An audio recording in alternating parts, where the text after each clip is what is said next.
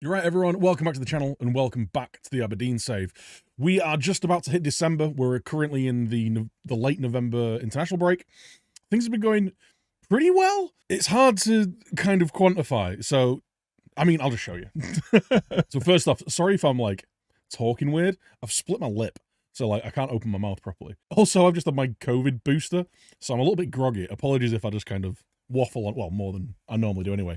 So as you can see, domestically, our results have been really good. We started out the last stream with a 6-0 demolition of Hibs at home. We were helped out by the fact that Jack Simpson got himself sent off in the 37th minute, but a hat-trick from Daniel Lunderloo, a Rocco Simic brace, and a rare goal from Josh Doig capped off a really good performance. 20 shots, 12 on target, only a 2.8 XG. Their keeper didn't have the best of times, but you know, he made 6 saves. It could have been more. We then followed that up with a really convincing 3-1 win over Kilmarnock. We really frustratingly conceded one of the shots on target. It was a really nicely worked goal by them, but a brace from Adam Adar and a first league goal for young João Resende put the cap on a really good performance and a convincing win. After that, we faced Motherwell in the Scottish League Cup quarter-final. Again, another really convincing performance, finished 3 of our chances. Emre Demir, Daniel Lunderloo, and Bright Arian B, the new boy, getting his first goal for the club in a very comprehensive victory, putting us through to the semi-finals where we face Celtic. I have jumped forward a little bit. I just thought it was a nice transition into this game. Absolutely battered Celtic, controlled the game. They didn't have a shot on target. Isaac Smith, the new lad who's been getting a little bit of game time here and there, putting in a man-of-the-match performance. Goals from Ben Woodburn, Isaac Smith, Luca Connell, and Daniel Lunderloo. It was a fully rotated side. I kind of wanted to, well, I didn't want to, but I was okay at sacrificing this game and do a little bit better in the league. But turns out we won anyway. So back in the league, next up was St Johnstone, a 5-1 home win. Adam Adar with a brace, Rocco Simic getting in on the act, Nehuen Perez with his first league goal for the club, and Emre Demir all getting on the score sheet to give us, again, another really convincing win in the league. So after that, we had an all-right performance against Celtic. We got the win, so that's the important thing. Rocco Simic with a 41st minute goal. But Hoffman, as you can see, absolutely kept us in the game. They had a load of really good chances. They couldn't take it. Hoffman was making some wonderful saves. I think he got himself in the team of the week off this performance as well. But yeah, he turned up. We took the one of the few chances that we really created and got the 3 points. It was the start of October, this one, and the start of not the best run of performances from us, as we followed that up with a really hard-fought 1-0 win away to Dundee. As you can see from the game, there wasn't a lot of chances created. Rocco Simic turning up on the 60th minute, giving us the win. But again, another game that we didn't seem to perform that well in. A few good performances in the game. Thiago absolutely running the game from midfield. My defence being solid. That is just the case in a lot of games, as we are really defensively solid with this makeup of Kaiki, Bright Arian B, and Nehuen Perez. Not a lot of teams break us down that much. But yeah, disappointing game from some of our attackers, just not taking chances, but we didn't really create a lot either. And as the end of October rolled around, we then had a 2-2 draw at home against Hearts. Now, Hearts were in 3rd position. They have been doing well in the league. But again, it was just a game where we didn't seem to perform.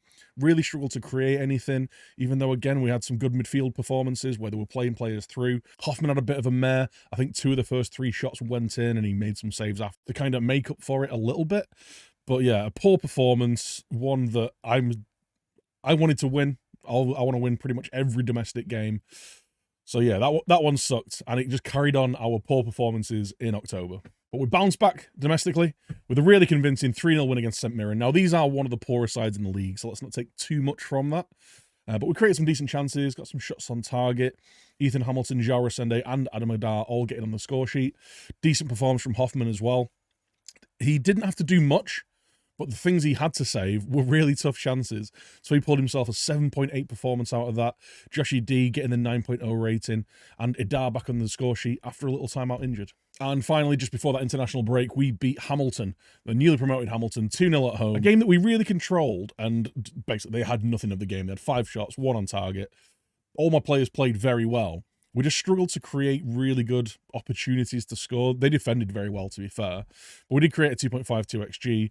Rocco Simic and Ben Woodburn on the score sheet. A good performance all round, and one that leaves us sat 5 points clear at the top of the Scottish Premiership with a game in hand over Rangers.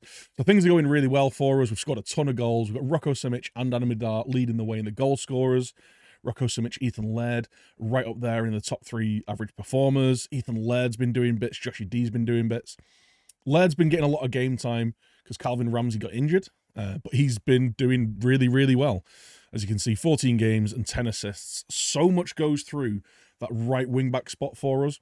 I'm not too sure why the left wing-back doesn't get as involved, but yeah, that right wing-back is getting tons and tons of assists. I mean, Joshy D has 5 as well, so he's not exactly lagging behind too much. One of the big stories of the league campaign, though, is Celtic are flagging behind.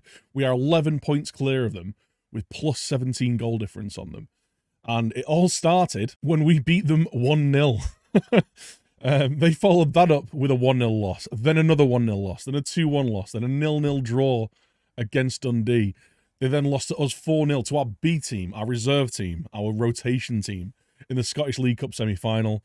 Then a 2-1 loss to Worthington away, and then a 1-1 draw with St Mirren, that team that we just absolutely dominated off the park.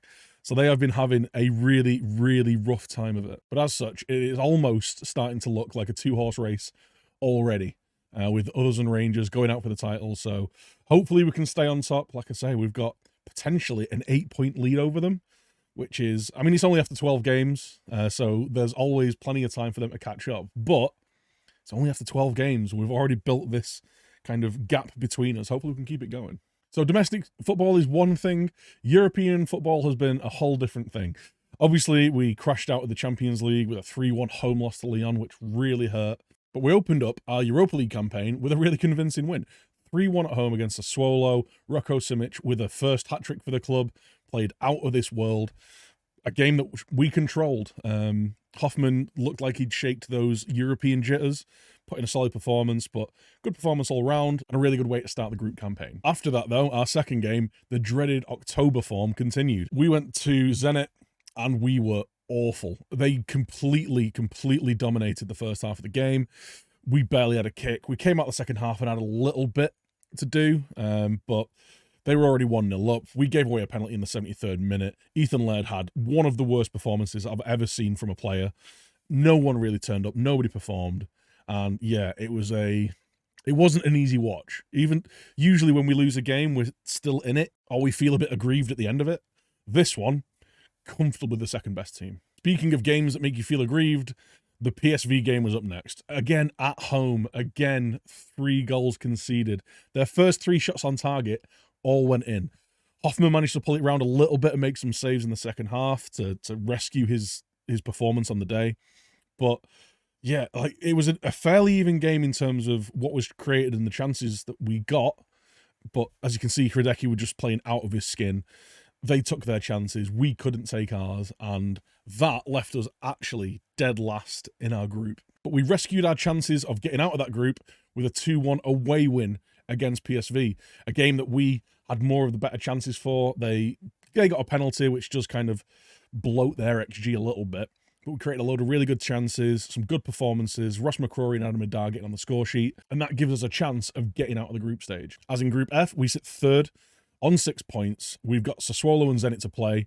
We battered Sassuolo the first game. I'm fairly confident in us and our ability to get some points out of that game. Maybe something against Zenit, but like I say, they were comfortably the better side the first time. But qualification is still on. Unfortunately, though, qualification for Celtic is looking, I don't want to say impossible, but very unlikely, which is not good news for our coefficient for Scotland. And neither is Rangers finishing dead bottom of their Group G Champions League group. I mean, there's obviously the chance that they could nick 3rd from Sporting Lisbon, still 2 games to play, and they could drop into the Europa. But it's not looking good for Scottish football right now, especially in Europe anyway. Final couple of things to wrap up. We are just imminently about to improve our training facilities to 4.5-star training facilities. Youth facilities are still about a month off going up to a full 5-star. So we are improving the infrastructure of the club. Our finances are still really good. We've still got £32 million in the bank. And generally speaking, the squad are playing really well. We have Rocco Simic, who is absolutely on fire. Never heard of this lad before. Apparently, he's just a goal machine.